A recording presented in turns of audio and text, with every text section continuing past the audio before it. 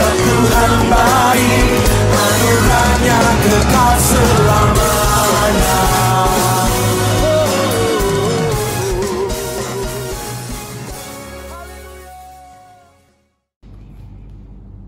Shalom saudara-saudari, kita berjumpa semula pada hari yang ketiga untuk kita sama-sama belajar dari Kolose bab 2. Hari ini kita akan renungkan firman Tuhan dalam Kolose 2 ayat 11 hingga 15 yang bertemakan kemenangan dalam Kristus. Kemenangan dalam Kristus. Sama-sama kita bacakan ayat 11 hingga 15. Kerana bersatu dengan Kristus, kamu sudah disunat, bukan dengan sunat yang dilakukan oleh manusia, tetapi dengan sunat yang dilakukan oleh Kristus, yang membebaskan kamu daripada kuasa keinginan yang berdosa. Hal itu demikian kerana pada waktu kamu dibaptis, kamu dikubur bersama-sama Kristus. Dengan baptisan itu juga kamu dihidupkan kembali bersama-sama Kristus. Kerana kamu percaya kepada kuasa Allah yang telah membangkitkan Kristus daripada kematian. Dahulu kamu sudah mati secara rohani kerana kamu berdosa, dan juga kerana kamu bukan orang Yahudi dan tidak mengenal Taurat Musa. Tetapi sekarang Allah telah menghidupkan kamu bersama-sama Kristus. Allah telah mengampunkan semua dosa kita. Dia telah membatalkan surat hutang kita yang mengancam kita dengan syarat-syarat barat. Dia menghapuskan semuanya dengan menyalibkan surat hutang itu di kayu salib. Di kayu salib itu, Kristus membebaskan diri daripada kuasa-kuasa roh yang berkuasa dan yang memerintah. Dia menjadikan mereka tontonan umum apabila dia mengiringi mereka sebagai tawanan dalam perarakan kemenangannya. Saudara-saudari, hari ini kita ingin melihat satu tema, yaitu kemenangan dalam Kristus. Intipati Injil yang paling utama adalah tentang kematian Yesus, tentang kisah Yesus dikuburkan, tentang kebangkitan Yesus. Paulus dia mengingatkan orang-orang Kristen tentang kepenuhan kita sebagai orang Kristen yang kita miliki di dalam Kristus.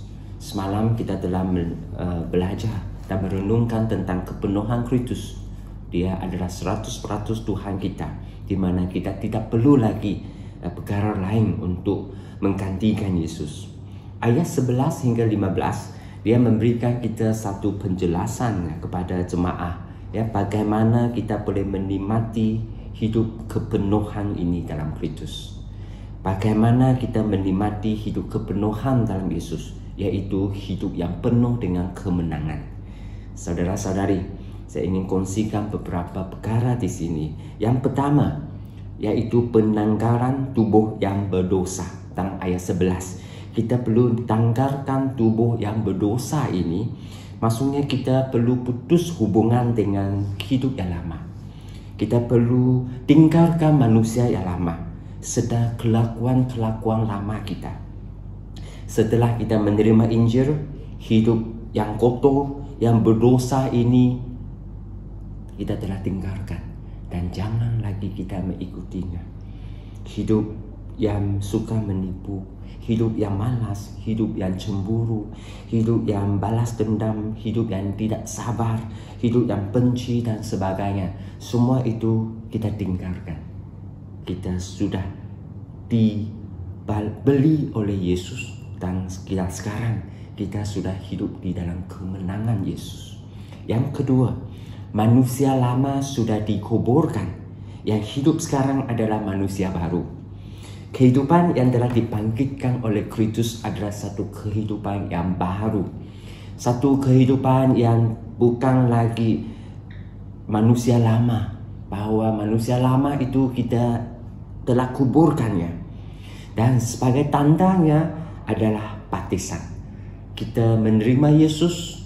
Itulah sebabnya orang-orang Kristen yang sudah menerima Yesus, kita memang ingin orang itu dibaptiskan di gereja, supaya itu sebagai satu tanda kita sudah disunat dalam Kristus, sebagai satu tanda kita sudah milik Yesus, dan ia juga merupakan satu permulaan hidup kita yang baru di dalam Yesus. Saudara-saudari, baptisan dia bukan sekadar satu upacara untuk memberitahu kita bahawa kita sudah menjadi orang Kristus. Kita sudah menjadi orang Kristen. Tetapi baptisan itu adalah satu tanda yang cukup bermakna bahawa dia adalah tanda sunat Kristus. Bahawa Yesus telah mati untuk anda dan anda ingin hidup baru menerusi baptisan itu. Dan ia merupakan satu pengistiharaan kita kepada orang ramai bahawa saya milik Yesus, sekarang saya adalah orang baru. Yang ketiga, Tuhan mengampuni segala pelanggaran kita. Saudara-saudari, kita perlu ingat, tidak ada dosa yang sebesar Tuhan Yesus kita tidak boleh ampuni. Semua dosa kita telah pun, segala pelanggaran kita telah pun diampuni oleh Tuhan kita. Telah pun ditebus dan dia telah pun membersihkan segala dosa ini. Orang-orang Kolose dan juga semua orang bukan Israel, termasuk anda dan saya, adalah di luar anugerah perjanjian Allah. Kita yang berdosa ini dipisahkan oleh Allah. Tetapi kedatangan Tuhan Yesus telah membawa kita semua satu peraduan yang baru. Tak kira kamu orang Israel ataupun tidak, kita diberikan anugerah baru. Yesus menyatukan kita semula dengan Tuhan Yesus. Tanpa mengira betapa besarnya dosa yang pernah anda lalui. Tuhan juga tidak melihat latar belakang kita.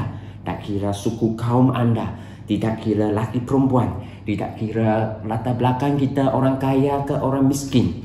Tuhan tetap melakukan perkara yang sama, yaitu dia membebaskan kita daripada ikatan dosa. Anda telah dibebaskan.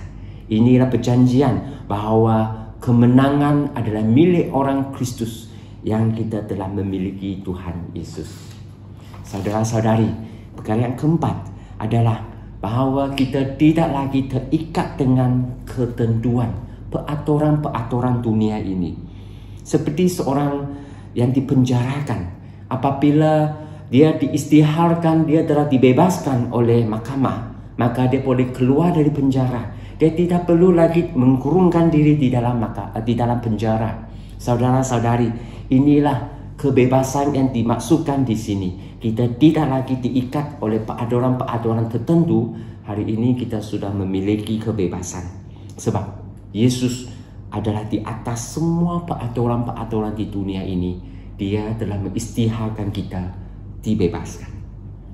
Yang kelima, kita tidak lagi dikuasai oleh penguasa-penguasa jahat. Ramai orang Kristen walaupun dia sudah menerima Tuhan Yesus, namun dalam kehidupannya masih banyak ketakutan. Dia takut kalau dia dalam keadaan yang gelap. Dia takut apabila ada kematian berlaku. Dia takut berdepan dengan banyak perkara. Mereka hidup di dalam belenggu ketakutan. Saudara-saudari, kita sebenarnya sudah ada kemenangan dalam Yesus. Kita tidak lagi dikuasai oleh penguasa-penguasa jahat, termasuk penguasa-penguasa yang menyebabkan kita hidup dalam ketakutan.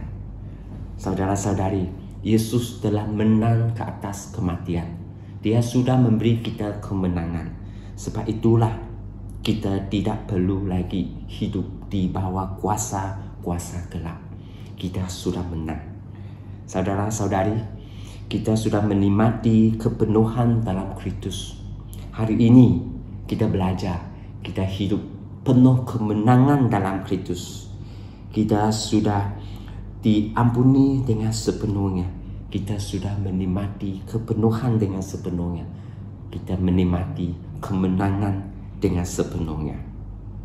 Saudara-saudari, sama-sama kita renungkan firman yang telah kita baca sebentar tadi.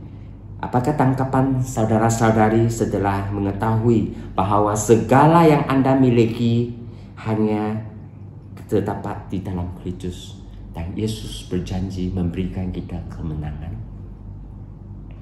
Sama-sama kita berdoa. Bapa Surgawi, kami bersyukur kerana Engkau telah memberikan kami Yesus sepenuhnya. Hari ini Engkau juga berjanji untuk memberikan kami kemenangan sepenuhnya. Hanya di dalam Yesus Kristuslah saya memperolehi pengampunan sepenuhnya. Hanya di dalam Yesus Kristuslah saya memiliki kemenangan ini. Terima kasih Yesus atas segala perbuatanmu yang telah Engkau lakukan di atas kayu salib. Hari ini saya ingin sekali lagi mengisytiharkan bahwa saya milik Engkau dan Engkau memberikan saya kemenangan untuk hidup di dunia ini. Terima kasih Yesus, ini doa kami. Dalam nama Tuhan Yesus Kristus saya telah berdoa. Amin.